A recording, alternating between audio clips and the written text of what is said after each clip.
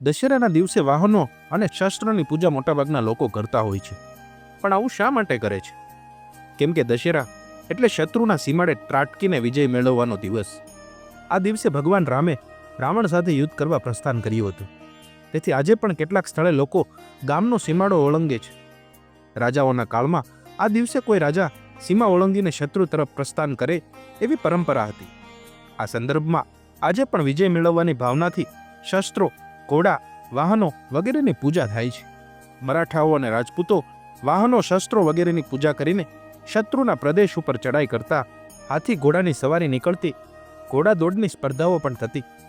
આ સંદર્ભમાં બહુચરાજી વગેરે સ્થાનકોએ દશેરાના દિવસે માતાજીને નવલખો હાર પહેરાવીને એમની ભવ્ય સવારી સીમા ઓળંગી ગામ બહાર શમી વૃક્ષનું પૂજન કરવા જાય છે.